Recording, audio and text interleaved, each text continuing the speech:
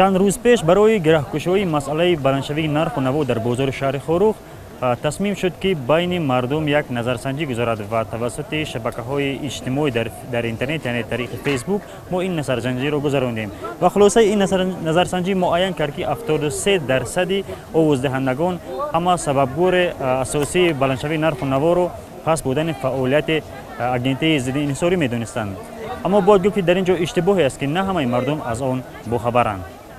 باید گفت در بازار مال قانون وجود دارد که اگر معاملات مالی در خود بازار 35% به یک فروشنده مناسب باشد، این فروشنده میتواند مونوپولیست حساب گردد، زیرا او میتواند بر نرخ و نوای این بازارها تاثیر رسان باشد. به واسطه نظرسنجی دیگری در شبکه‌های اینترنت در فیسبوک ما توانستیم از مردم بفهمیم که آیا آنها میدونستند که هر یک سوداگر بازار شهر خروخ نمیتواند مونوپولیست باشد. 75% آوازدهندگان نظر خود را چنین بیان کردند که آنها وابسته به این قانون یگان اطلاعی نداشتند. 25% آن نفرانی که آواز دادند شاید با کار بازار آشنا نیستند و فهمیدن این گونه مفهوم ها را هیچ نمیخواهند.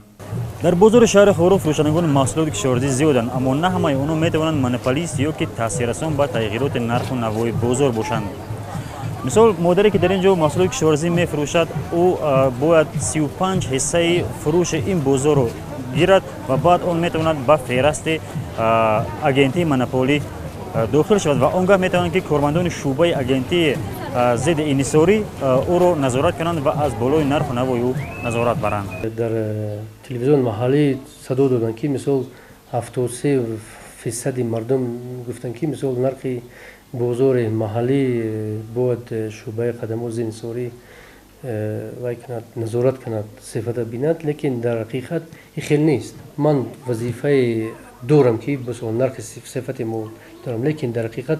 چیزی که قانون قد هست من وظیفه دار نیستم، لیکن به این نگاه نکرده ما وظیفه دارم که صفت ما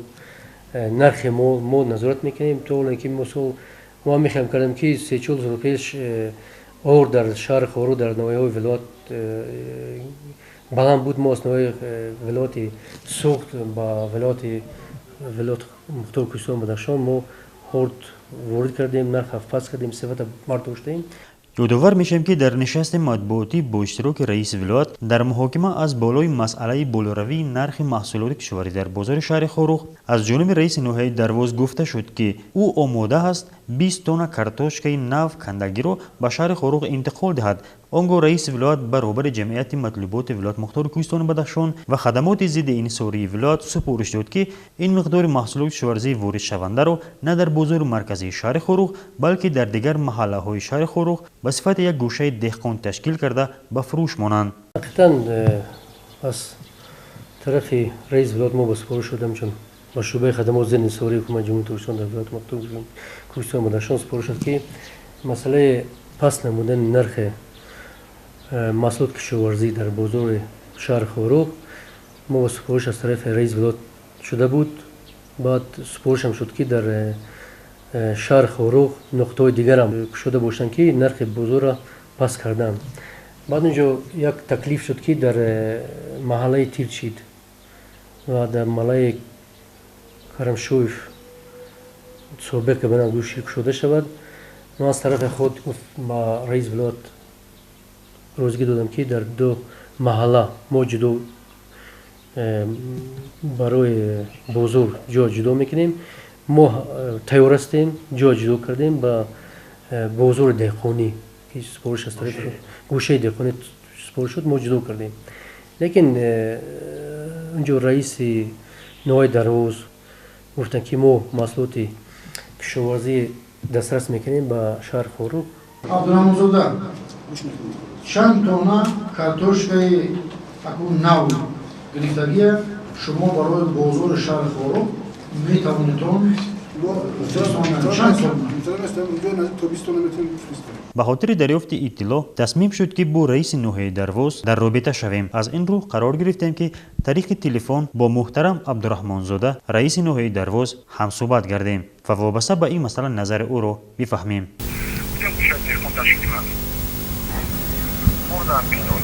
علاقه در خروخ است؟ علاقه در خروخ. در بخشش در بازار مرکزی به فروش مانه یا که خیلی کریس گفت در گوشه دیگر در بازار مرکزی وای اون ما که چوب شدن در بازار 20 سالگی استقلالات بازار مرکزی چوب شدن چه خانم کنه و اثر شما سوال خاطر یک روز بکنیم که ما چی محصول دیگه داریم سرکوی میکنیم میگم خرام شما در بازار هم شما میتونم با سازمان میرم بورسا نمیگیرم و عذر بسیار لطفا بگوید که این کی دسترس شد به خروق کی رسید اما بعد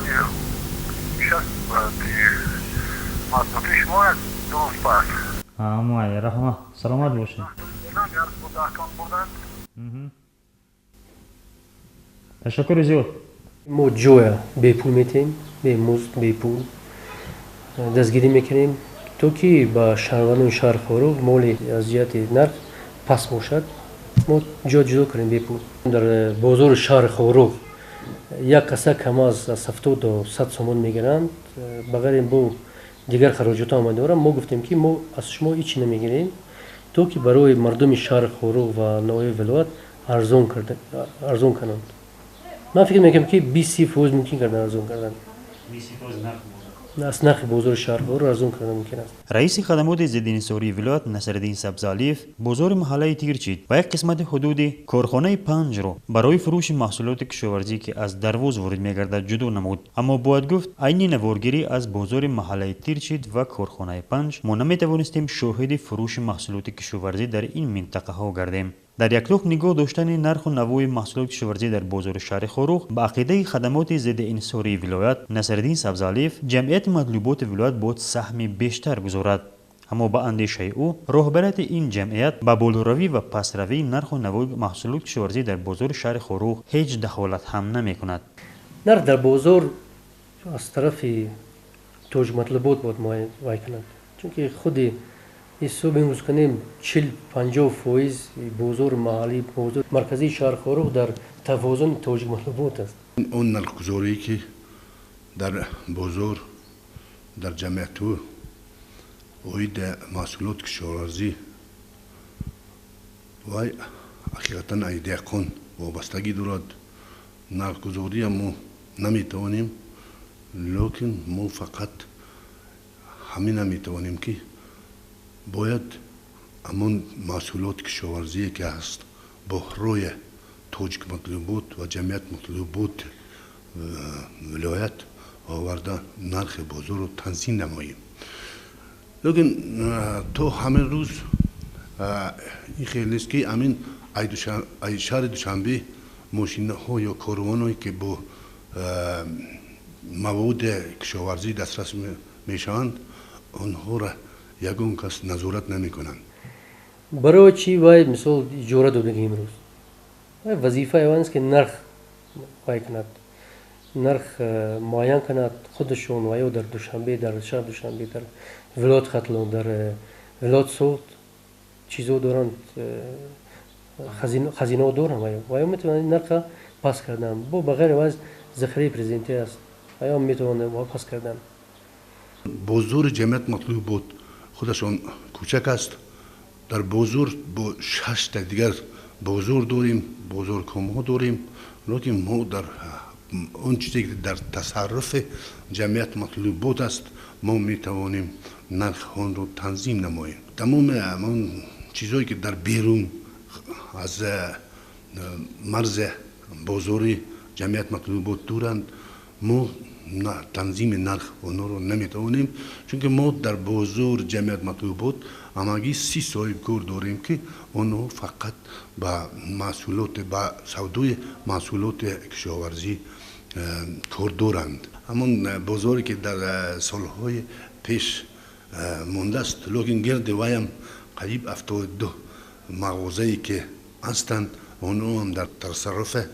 صاحب کارانند و آنها خریدگند من فقط همین دو تا همون انگر و همون چیزی که در همونجا کشاورزی سودا میکنند و همون محصولات خوراک سودا میکنند همونو در تصرف جمعیت مطلوبات ولایتند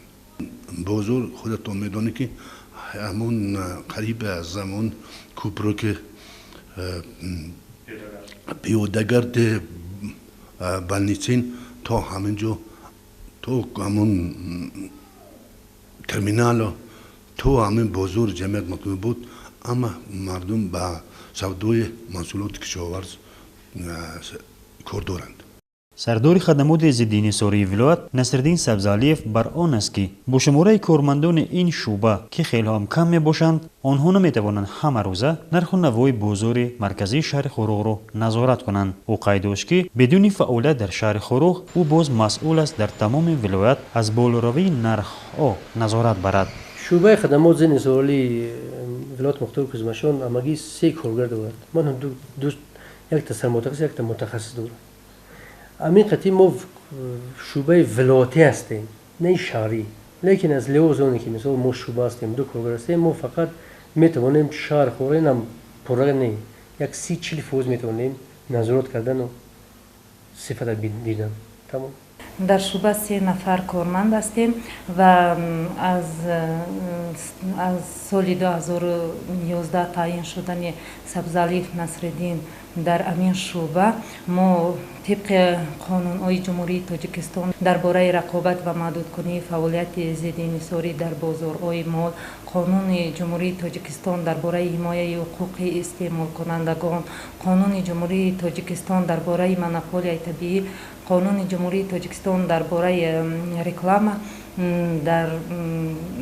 بسیار کارها را به سامان رسانیده ایستاده‌ایم. در برابر کارهای شعبه ما دیگر کارها را هم به سامان رسانیده ایستاده‌ایم. چون ما هم یک عضو جامعه هستیم، در سر زدن آفت طبیعی در ناحیه شغنان دیهه برسیم، ما هم در برابر دیگر اداره و کارخانه ها یک خانه استقامتی را بنیاد کردیم. همچنین در ناحیه برتنگ باز یک خانه دیگر به مبلغ 18,000 سامانی در آنجا بنیاد کرده شد از طرف شعبه خدمات ضد انحصاری. ما نظارت نرخ را در بازار هر روزه نظارت میکنیم و نرخنامه ها رو گرفته هر روزه به خدمات ضد انحصاری پیشنهاد میکنیم و هفته یک مرتبه به رئیس ولایت پیشنهاد میکنیم. ما یک پیشنهاد داشتیم به رئیسان ناحیه و شهر خروغ که در خود حکومت‌های ناحیه شهر مرکزهای مشورتی کشوند. این اینکه پیشنهاد خدمات ضد انحصاری جمهوری پیشنهاد شده است. مرکزهای مشورتی که در حدود خود ناحیه شهر مرکزهای مشورتی برای اون کی می‌دارد؟ می‌دارد اندوز، گستاندار سرتیفیکاسیون، اقتصاد می‌دارد و یا یک چی میکنند در یک هفته مثلا یک بار جمع میشوند یا در 15 روز یک جمع میشوند، نرخ‌های بازار تعیین میکنند، صفت بازار را تعیین میکنند و ما اطلاعات میدیم. ما به مرکز یا به رئیس ولایت ما مثلا پیشنهاد میکنیم که چیکار کرد، چیکار بود آسان‌تر میشه، چون که این هم با بودجه چی میشود مثلا که پول زیادی صرف نمیکنند، چون ما میدونیم که او کاری مثلا زیادی ندارن در ناحیه مثلا هم گستاندار وظیفه اون است. لکن ما با در یک جا شده مثلا کار با پیش میبردیم با هم به ناحیه ها هم به رئیسان شهر ناحیه ها وای میکنیم یاردم میکردیم. لیکن متاسفانه در کاغذ همین وجود داره لیکن در اصلش نیست. مثلا میگیم در شورای مشورتی مثلا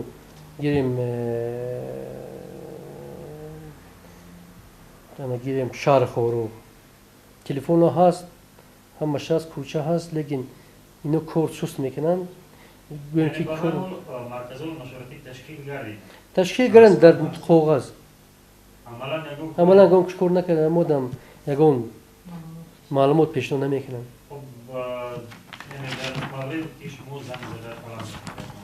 طلب میکنیم مثلا امروز ما مسئله رکلام پرابلم داریم،